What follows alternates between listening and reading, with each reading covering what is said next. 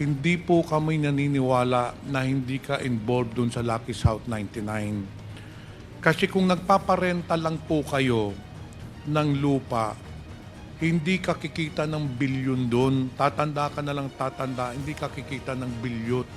Sa tingin ko po at saka sa assessment ng ibang ahensya po, nagkakahalaga po ng 2.5 billion pesos po yun. 2.5 billion pesos. Napakalaking halaga for a 24-year-old. Cassandra, kamusta ka na?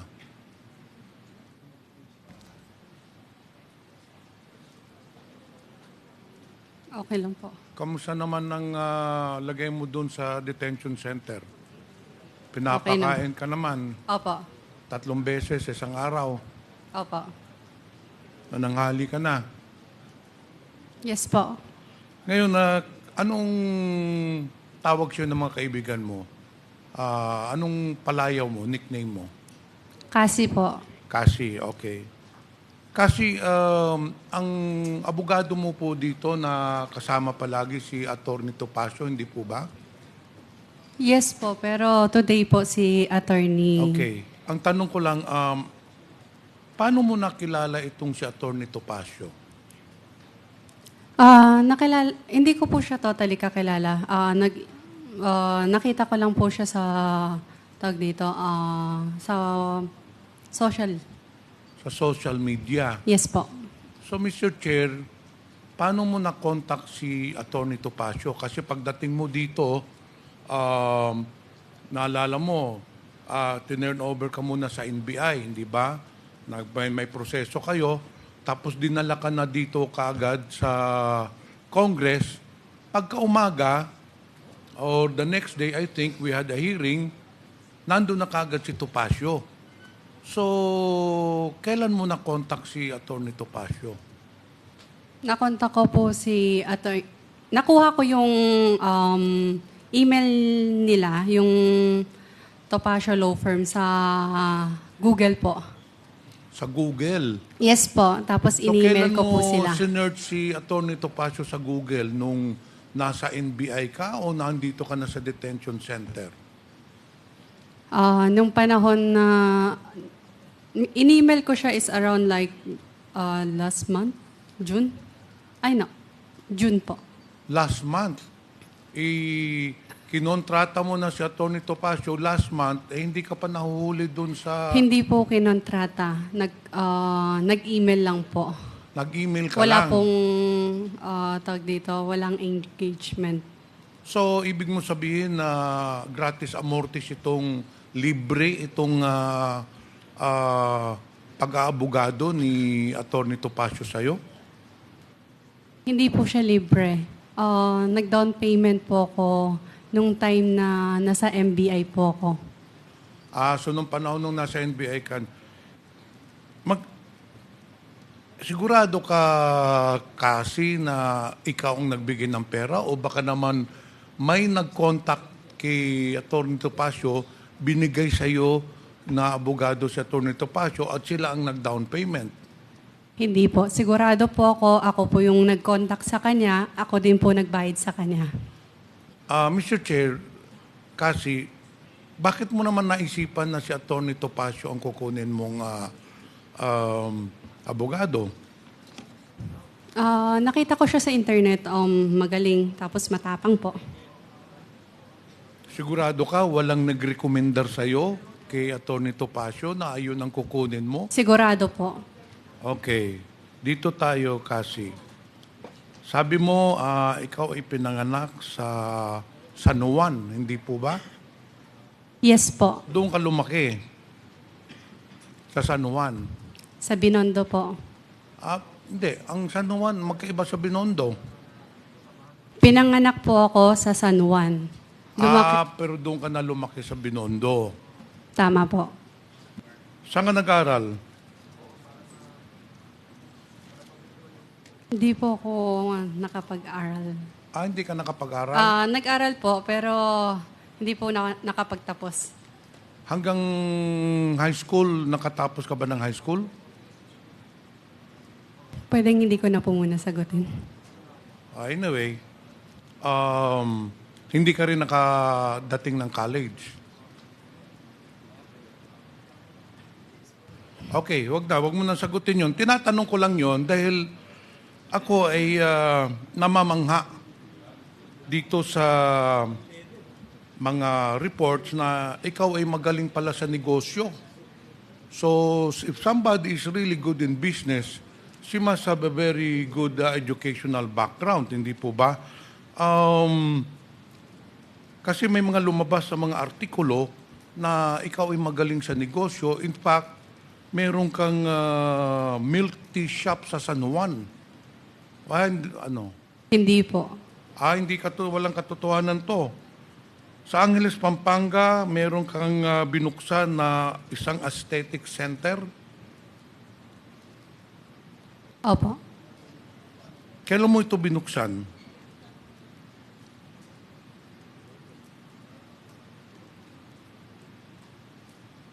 Hindi ko po matandaan yung exact Okay, year. anyway, ito ay wala kang kasosyo, sa iyo lang to. Itong aesthetic center sa Pampanga, Angeles, wala kang kasosyo, may kasosyo ka rito. Pwedeng hindi ko po siya sagutin. Kasi hindi naman po siya related. Walang problema yon. Maraming ka pang, salamat po. ibang negosyo. Sabi nga sa artikulo, ikaw bata ka pa lang, nagninegosyo ka na, marami kang negosyo, and then meron ka ring isang cafe-restaurant sa resort doon, hindi po ba? Meron po. Ayun ba ay nag-ooperate pa hanggang ngayon? Yes po. Okay, dito tayo sa pagpasok mo ng Lucky South 99. Kailan ka ba nag-apply doon sa Lucky South 99? Nag-apply po regarding saan po? Nagtrabaho ka sa Lucky South 99, hindi ba? Sa papers po. Okay, paano ka napasok doon? Pwede mong ikwento dito sa komitiba, paano ka napasok sa Lucky South 99? I mean, mananrabaho ka, hindi ba? Hindi naman basta-bastang ikaw ba'y kinuha ng Lucky South 99 o nag-apply ka doon? Nung una po, sa amin po yung Lucky South 99 nung una po. Sa inyo? Opo, sa akin. Sa amin. Sa iyo yung sa Lucky South 99. Nung una po. Nung una po, yes po.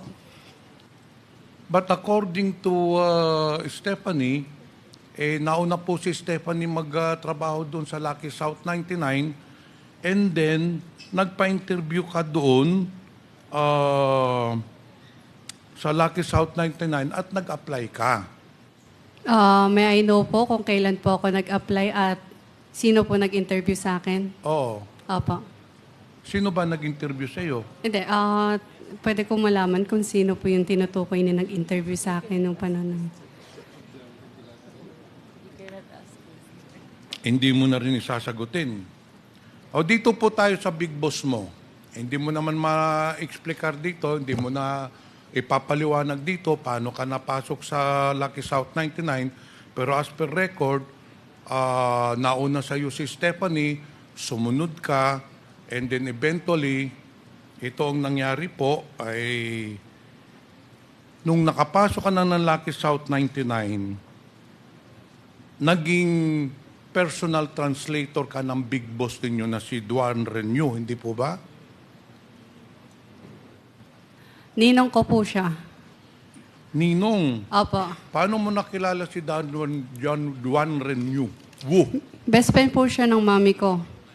Best friend ng mami Yes. mo. Kailan po sila nagka-best friend ng mami mo? Paano po sila nagkakilala ng ng Duan Renew at ng mami mo? Po? Paano sila nagkakilala? Sabi mo kanina, Mr. Chair, kasi kaya ka napasok dun sa Lucky South dahil best friend ng mama mo si Duan Renew. Duan Renew, for the information of everyone, is the big boss of Lucky South 99. Paano naging best friend yung mama mo at saka ano? Gano'n na China. sila katagal magkakilala? Sa China pa lang po, magkakilala na sila kasi sa China po pinanganak ang mom ko. She's a Chinese po. Okay. Yes.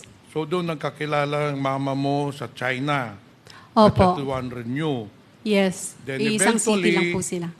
So, ibig mong sabihin, dahil ninong mo siya, ang mama mo ang nagpapasok sa'yo doon kay Duan Renew?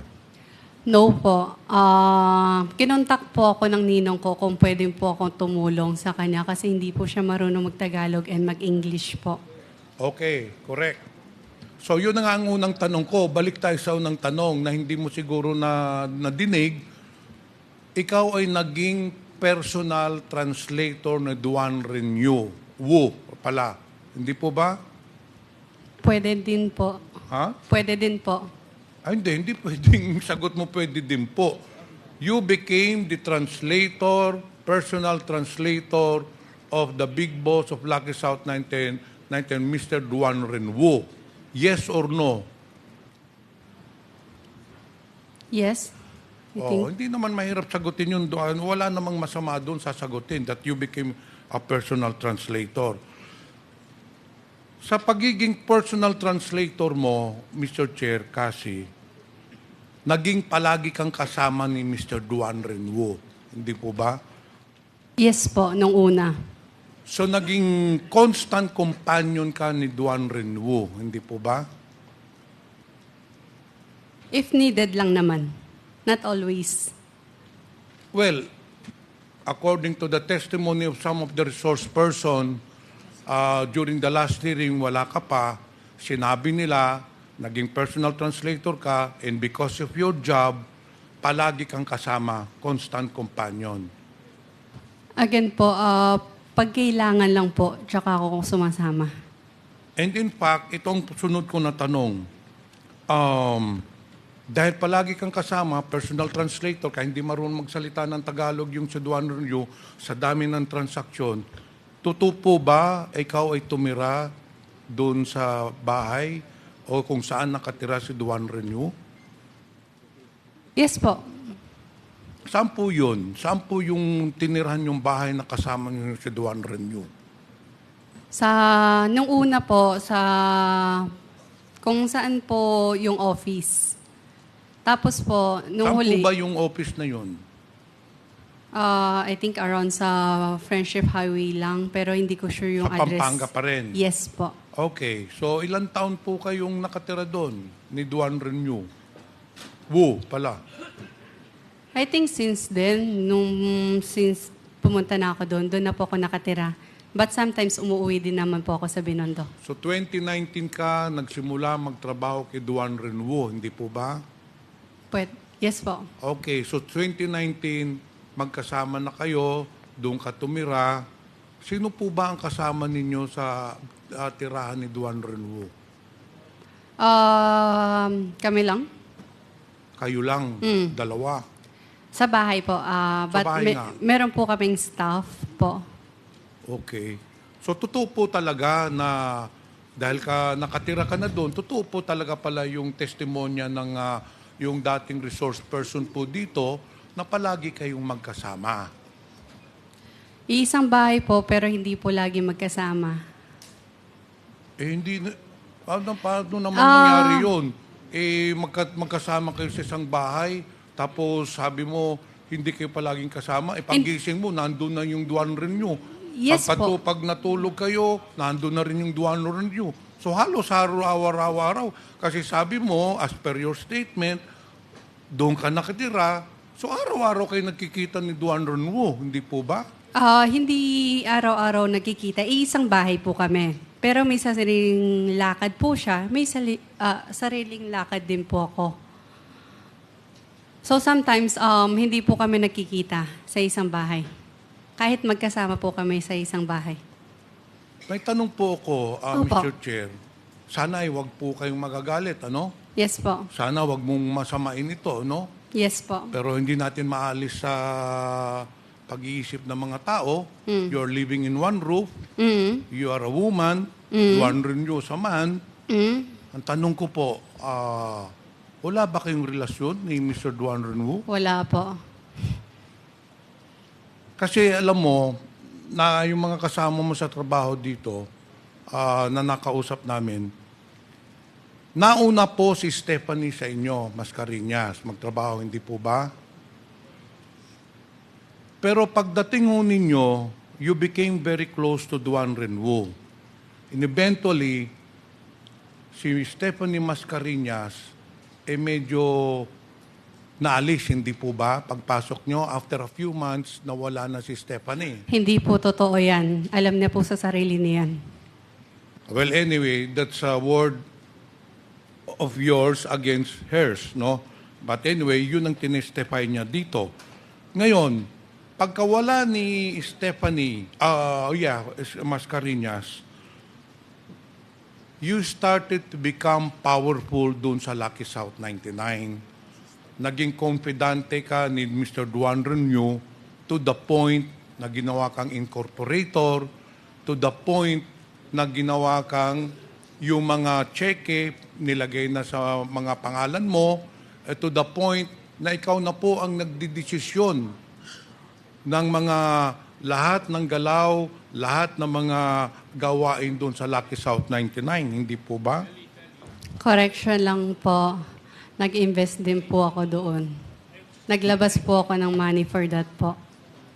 Magkano naman po ang ininvest ninyo doon? Pwedeng hindi ko po sabihin. Medyo, it's private po eh. Pagpalagay po natin, ballpark figure lang, nasa 1 million, nasa 100 million, nasa 500 Pwedeng hindi ko po million. sabihin. So ilang porsyento po kayo doon? Saan po? Which company po? Yung Lucky South 99. Yung Lucky South 99, nung una, maliit lang po. Pero po, again, hindi po ako naging incorporator po ng Lucky South. So anyway, dun sa investment mo, Yes po. paano ho ang, kasi investment yan. Yes. A person invests in a business, ang objective ay para kumita. So I'm sure na almost 5 to 6 years, doon ka sa Lucky South 99, sabi mo nag-invest ka, so gaano ang dividendo ninyo or yung income mo nung doon sa investment mo, ilang beses ka binibigyan sa isang taon? Pwedeng hindi ko muna i-disclose po yan. Well, but we have to Pasensya assume, na po. we have to assume that you were earning a substantial amount because yung operations ng Lucky South 99 ay napakalaki, no? In fact, the assets, everything malaki po. Dito po tayo sa meron nung ni-raid sa Porac, Pampanga na yung mansion complex. Alam niyo yon, di ba? Yes yung po. merong mga villas, yung may lake, tapos may villa sa gitna. Yes po. As per record po, lumalabas yata na sa inyo po yon. Opo. Lahat ng investment namin, lahat ng kinita po namin nasa Pilipinas po. Hindi, tinatanong ko lang. Sige, wala na. Tinatanong ko lang, sa iyo yun, gano'ng kalaki po yun? Opo. I think 3 hectares po.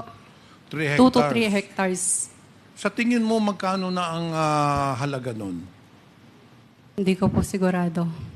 Sa tingin ko po at saka sa assessment ng ibang ahensya po, nagkakahalaga po ng 2.5 billion pesos ho yun. 2.5 billion pesos. Napakalaking halaga for a 24-year-old. So, yun po ang isang mga katanungan po dito sa komitiba na lumalabas. You have ngang kumita ka talaga na malaki doon sa operations ng Lucky South 99. Again, To have that investment of 2.5 billion pesos, malaki ho ang kinita nyo sa Lucky South 99. And it just shows, Mr. Chair, that Cassie is heavily involved in the operations of Lucky South 99. The fact that her name appears in the several documents, the fact that she has amassed several billions of pesos of properties just shows that she is really part owner of Lucky South 99. Hindi po ba? wala po akong kinalaman sa operational ng Lucky South 99. Again, nagpapaupa lamang po kami. at wala na po. Maliban sa paupa, wala po akong kinalaman sa Lucky South 99 or any POGO or operational ng POGO po. Okay, doon po tayo kasi, Mr. Chair, nagpapaupa lang kayo sa Lucky South 99. Opo. Magkano bang upa ng Lucky South 99? 500 per square meter. Ilang square meters yun? Sa bahay po yun. Yung bahay is 3 hectares. Around 2 to 3 hectares po. Ano klaruhin natin? Ano bang pinaparentalan mo? Yung sa Porac, Pampanga o yung sa Porac, mansion Pampanga complex? po. Yung sa mansion complex? Hindi po. Iba po yung mansion, iba po yung office po. Okay, yung sa office, ilang hectares yun? Ilang square meters? Yung sa office, I think, nasa 7 hectares. 7 hectares? Pwede ko po i-double check. That's the land area. Kung 7 hectares, 7 Pero yung mismong, i-check ko po para sigurado. Ano yung 500 per square meter? Every month ba yun o yearly? Per month. Per month? Aba, sa 7 hectares, 70,000 square meters times 500, that's 35 million. I-double check ko po kung gaano kalaki po yung building mismo. Hindi, yun ang sinabi mo. So you're, Opo, yung 35 million. lot po is 7 hectares po. Kayo I pa think- ba may-ari nun, nung 7 hectares na yon? Hindi po. Sa Cruz family po. Eh paano, bakit ikaw ang nagpaparenta nun? Sa Cruz family pala yun. Meron po kaming kontrata na may nangyari lang po. Pero as of now, hindi pa po siya sa amin. So ano ang kontrata ni Sasa nakasaad doon sa kontrata ninyo? Contract to sell po. Kaso nagkaroon lang ng konting problema. Ayun po yung hinahawakan ni... Contract to sell. Yes po. Ayun po yung hinahawakan ni... So, ilan taong ka nagpaparenta niyang lupa na yun na 7 hectares? Ilan taon? Bali, nag-start po siya sa maliit na... Bali, may phase 1, phase 2, phase 3 po siya. After kumita ng phase 1 po, tsaka lang binild yung phase 2. Tapos after kumita ng phase 2, tsaka lang nag-build yung phase 3 po. Okay. Opo. Yung lupa, Lahat po yan mache-check yung po. lupa kay Cruz family, pero yung kontrata ng lease, yung lease contract, sa'yo, it's between you and Lucky South 99. Ganun Yes. po ba? Ngayon, binabayaran ka ng Lucky South 99 ng rental. Binibigyan mo ba yung Cruz family? Nag-i-installment po kami. Ang usapan po namin with their father, si Roberto Cruz, installment po ang lupa. Pero hanggang ngayon, di pa nyo nababayaran. Nagkaroon lang ng konting problema. Ayun po yung kasong hinahawakan ni Attorney Harry Roque po. Alam mo, kasi Opo. sa tingin ko lang at saka sa isipan ng mga tao dito, hindi po kami naniniwala na hindi ka involved dun sa Lucky South 99. Kasi kung nagpaparenta lang po kayo ng lupa, hindi ka kikita ng bilyon doon. Tatanda ka na lang tatanda, hindi ka kikita ng bilyon. But the fact that you're able to purchase a land worth 2.5 billion pesos, hindi lang rental po ang kinikita ninyo doon. You are part owner and probably meron ka talagang dividendo doon. Yung lupa pa ba sa mansion na complex, nasa pangalan mo? Nasa pangalan po ng corporation po. Na pag-aari mo? Opo. Mr. Chair, I have no further questions, but upon interpellation, I sincerely believe that Cassie Ong is withholding information regarding the operations of Lucky South 99, and I certainly believe that Ms. Cassandra Ong is heavily involved or a partner of Lucky South 99. Thank you, Mr. Miss- Chair. Thank you, Congressman Pimentel.